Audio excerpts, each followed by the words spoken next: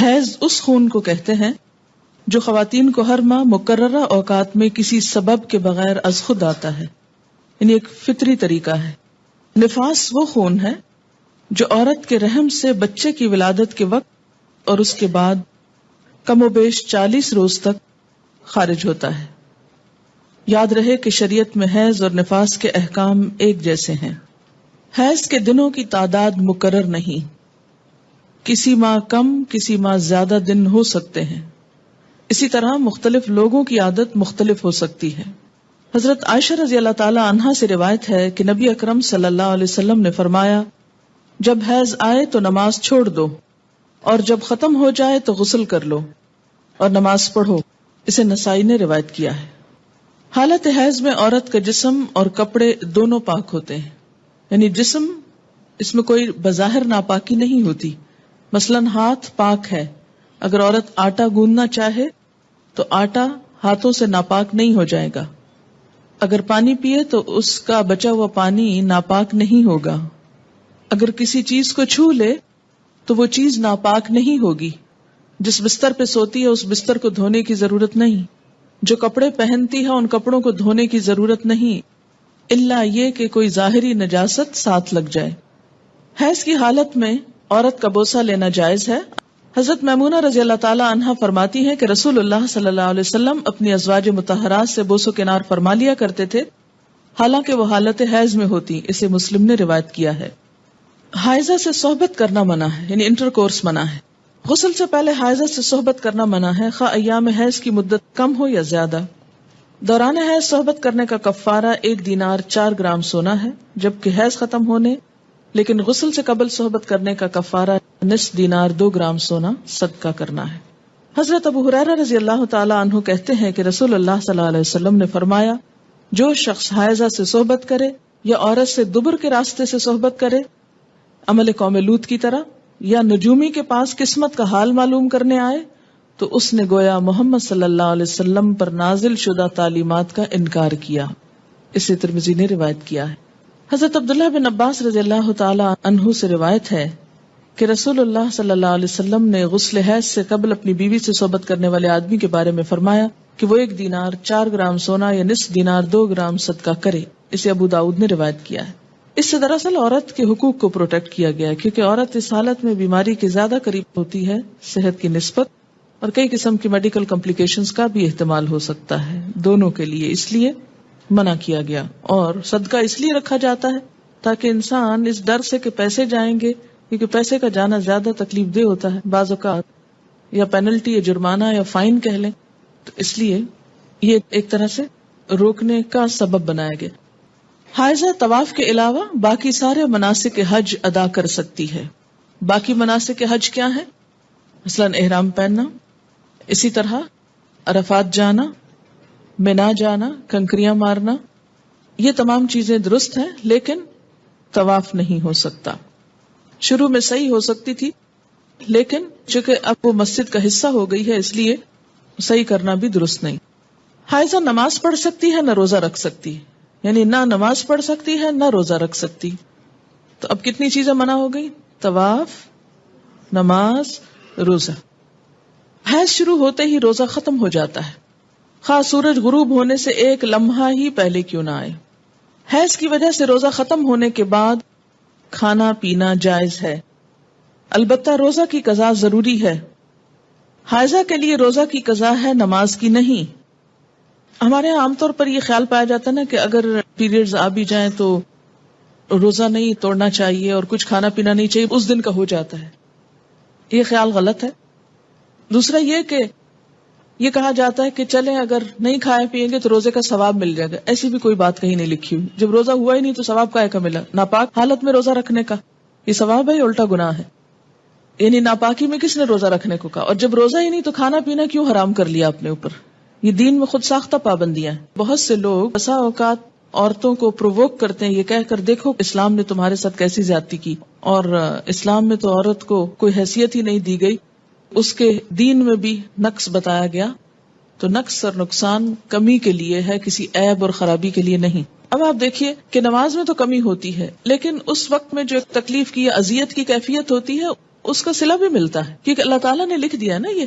تو جو چیز اللہ تعالیٰ کی طرف سے آتی ہے اس پر انسان صبر کرے. جیسے بازو کے پین بہت ہے یا کوئی اور ایسی کیفیت ہے، تو یہ ایسے حالات میں صبر کرنا جو ہے وہ اجر کا سبب ہے. اگر ادھر سے کمی ہوئی تو ادھر سے بڑھ بھی گیا اجر. ٹھیک ہے. دوسری بات یہ کہ کمی سے مراد نمازوں کی تعداد میں کمی ہے، جس کو آپ بعد میں عام حالات میں نفل وغیرہ پڑھ کے بھی پورا کر سکتے ہیں، یا پھر یہ کہ کمی سے مراد اس اعتبار سے کمی بھی ہے کہ ایک مثلا تہجد کی روٹین آپ بناتے ہیں یا نمازوں میں خشوع خضوع کی روٹین بناتے ہیں، ابھی آپ اس حالت میں ہوتے ہیں کہ نماز چھوٹ جاتی ہے. اب کیا ہو گیا؟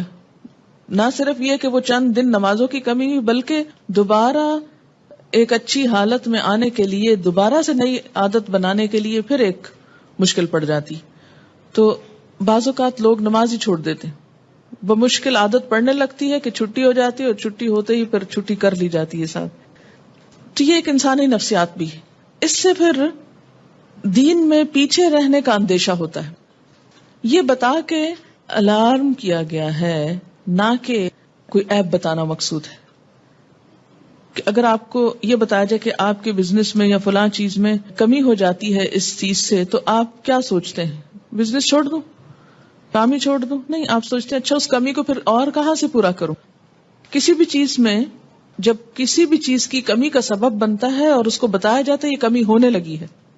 مثلا اگر کسی کو بتایا جائے کہ مارکیٹ میں فلاں پروڈکٹ نہیں آ رہی ہے جس کی وجہ سے فلاں کی سیل پر اثر پڑ جائے گا اور ایک دم کمی ہوگی، بزنس ڈاؤن ہوگا، تو انسان مایوس ہو کے بیٹھ نہیں جاتا، بلکہ کچھ اور سٹرگل شروع کرتا ہے کہ کسی اور طریقے سے کمی پوری کی جائے. تو یہاں بھی جب یہ بتایا گیا کہ میں نقصان دین ہاں، تو اس کا مطلب یہ ہے کہ اس کمی کو کسی اور طریقے سے پورا کیا جائے. یہ ایک خیرخواہی بھی ہو سکتی. اگر کوئی عورت رمضان میں فجر کی اذان سے پہلے حیض سے پاک ہو جائے اور غسل کا وقت نہ ہو تو پہلے روزہ رکھ کر بعد میں غسل کر سکتی. لیکن اگر اذان کے بعد پاکی ہوئی ہے، یعنی بعد میں بھی سپاٹ لگا ہے اور سورج نکلنے کے بعد آپ پاک ہو رہے ہیں اور نہا رہے ہیں اور روزہ آپ صبح سے رکھ چکے ہیں، تو وہ روزہ نہیں ہوتا. کپڑے پر حیض کے خون کا داغ لگ جائے تو اتنی جگہ دھو کر اسی کپڑے پر نماز ادا کی جا سکتی ہے. حائضہ کے لیے مسجد میں ٹھہرنا جائز نہیں، البتہ گزر سکتی. حالت حیض میں جائے نماز کو ہاتھ لگانا، جائے نماز پر بیٹھنا، ذکر کرنا اور تسبیح اور تحلیل نیز دعا وغیرہ کرنا جائز ہے. کیونکہ بعض اوقات لوگ تسبیح نہیں اٹھاتے یا جائے نماز نہیں اٹھاتے، تو یہ بات درست نہیں. حضرت ام عطیہ رضی اللہ تعالی عنہا سے روایت ہے کہ رسول اللہ صلی اللہ علیہ وسلم نے حکم دیا کہ دونوں عیدوں کے دن ہم حیض والی اور پردہ نشین یعنی تمام عورتوں کو عیدگاہ لائیں تاکہ وہ مسلمانوں کے ساتھ نماز اور دعا میں شرکت کریں. البتہ حیض والی عورتیں نماز نہ پڑھیں. اسے بخاری اور مسلم نے روایت کیا ہے. عید کے موقع پر نماز کے لیے سب کو نکلنے کا حکم دیا گیا، جس میں حیض والی اور پردہ نشین عورتوں کو بھی کہا گیا کہ نکلیں. جو کبھی نہیں نکلتی وہ بھی نکلیں تاکہ مسلمانوں کے ساتھ نماز اور دعا میں شرکت کریں. البتہ حیض والی عورتیں نماز نہ پڑھیں. تو اس سے کیا پتہ چلتا ہے کہ عیدگاہ تک جانا، وہاں بیٹھنا اور دعا میں شریک ہونا ایسی عورتوں کے لیے بھی جائز ہے. حیض کا خون نہ لگے تو حائضہ کے کپڑے پاک رہتے ہیں جنہیں دھوئے بغیر نماز پڑھی جا سکتی. حائضہ کا دوپٹہ یا چادر اوڑھ کر دوسری عورت نماز پڑھ سکتی. حیض سے پاکیزگی حاصل کرنے کے بعد اگر خاکی یعنی براؤن یا زرد یعنی یلوش پانی خارج ہو تو دوبارہ غسل کرنے کی ضرورت نہیں. حیض سے پاکیزگی حاصل کرنے کے لیے بے جا عجلت اور بے جا تاخیر دونوں سے کام نہیں لینا چاہیے. بے جا عجلت کا کیا مطلب ہے کہ ان ڈیو جلدی، یعنی ہے کب پاک ہوگی، کہیں نماز نہ چلی جائے، کہیں روزہ نہ چلا جائے. اچھا نہا لی، پھر دیکھا کہ ابھی تو نہیں پاک ہوئے، پھر نماز چھوڑ دی، پھر روزہ توڑ دیا، پھر نہا لیے. تو یہ کھیل نہیں بنانا چاہیے اس کو. اسی طرح بے جا تاخیر کے پاک بھی ہو چکے ہیں لیکن نہائی نہیں رہے، محض سستی کے مارے کہ اچھا ایک دو نمازیں اور چھوڑ لیں، آرام کر لیں، تو ایسا نہیں کرنا چاہیے. غسل حیض میں تاخیر ہونے پر قضا نمازیں ادا کرنا چاہیے. یعنی اگر کسی وجہ سے پانی ختم ہے، پانی نہیں ہے، یا کئی سفر کی حالت میں ہے کہ ٹائم پہ نہیں پہنچے آپ کہ نہا سکیں، یا کوئی وجہ بن گئی، یعنی جان بوجھ کے نہیں ہو گیا ایسے، تو پھر کیا ہے، جب نہا چکے تو پچھلی نماز لوٹائیں. مستحاضہ حسب عادت ایام حیض کے بعد غسل کر کے نماز پڑھیں. مستحاضہ کون ہوتی؟ حیض کے علاوہ جو بلیڈنگ ہوتی ہے بیماری کے طور پر، وہ استحاضہ کہلاتی ہے. یعنی سارا مہینہ سپاٹنگ ہوتی رہتی ہے. تو اس میں کیا ہے کہ جو حیض کے ایام ہیں جن میں بلیڈنگ فرق ہو جاتی ہے، مثلا تھکنس ہے یا اس کی اور علامات معلوم ہوتی ہیں، یا اس بیماری کے شروع ہونے سے پہلے ایام حیض کی جو ڈیٹس تھی یا جو عادت تھی اس کے مطابق نہا لے اور باقی دنوں میں نماز پڑھتی رہے خواہ سپاٹنگ ہوتی ہے۔ حضرت عبداللہ بن عباس فرماتے ہیں کہ مستحاضہ غسل کر کے نماز پڑھے خواہ ان کی ایک گھڑی باقی ہو، مثلاً سورج غروب ہونے میں 5 منٹ ہے اور اب وہ نہا کر نکلی تو پڑھے اثر۔ جب عورت نماز ادا کر چکے تو پھر شوہر اپنی بیوی سے صحبت کر سکتا ہے، کیونکہ نماز افضل ہے، اسے بخاری نے روایت کیا ہے۔ حائضہ پاکیزگی کی حالت میں جس نماز کے اول یا آخر وقت میں سے ایک مکمل رکعت ادا کرنے کا وقت پالے اس وقت کی قضا نماز اسے ادا کرنی چاہیے۔ مثلاً ظہر کی اذان ہو چکی، آدھا گھنٹہ گزر گیا، آپ نماز پڑھنے جا رہے تھے، پتہ چلا پیریڈز ہو گئے، اب نماز تو نہیں پڑھ سکتے، لیکن چونکہ وقت نماز کا داخل ہو چکا تھا اس لیے یہ نماز آپ کی ذمہ ہو گئی۔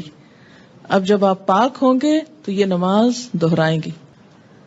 اور اسی طرح اگر عصر کا وقت مثلا ختم ہونے سے آدھا گھنٹہ پہلے پاکی حاصل کی، اب نہانے میں 20 منٹ لگ گئے، 10 منٹ باقی ہیں، اور جتنی دیر میں مصلی بچھایا مغرب کی نماز ہو گئی۔ بعض اوقات ایسا نا سردی ہوتی ہے، دروازے بند کرتے جائے نماز بچھاتے کرتے ٹائم ہو جاتا ہے، اتنے میں اذان ہوگی، اب مغرب پڑھ کے کیا کرے؟ عصر قضا پڑھے۔ حائضہ کو مسلسل قرآن پاک کی تلاوت کرنا منع ہے، البتہ ایک آیت توڑ کر پڑھ سکتی ہے، یعنی بیچ میں سانس لے سکتی ہے، اور یہ حدیث نہیں ہے، بہرحال ابراہیم نخعی کا قول ہے۔ حضرت ابراہیم نخعی کہتے ہیں کہ حائضہ قرآن مجید کی ایک آیت پڑھ لے تو کوئی حرج نہیں، اسے بخاری نے روایت کیا ہے۔ یعنی اس معاملے میں علماء اور فقہاء کے درمیان اختلاف ہے، بعض کہتے ہیں کہ آیت میں سانس لے لے بیچ میں، کٹھی نہ پڑھے، اور بعض یہ کہتے ہیں کہ اگر پڑھ لے تو حرج کوئی نہیں ہے، کیونکہ کسی صحیح حدیث میں منع نہیں کیا گیا۔ ایک روایت ملتی ہے مگر وہ ضعیف ہے۔ حائضہ قرآن مجید کو ہاتھ نہ لگائے، اگر پکڑنا ضروری ہے تو کپڑے سے پکڑنا چاہیے، یعنی عربک ٹیکسٹ جو ہے اس کو ٹچ نہیں کریں۔ شوہر کی اجازت سے حیض لانے یا حیض روکنے کی ادویات استعمال کرنا جائز ہے۔ دوران حیض بیوی کو طلاق دینا منع ہے۔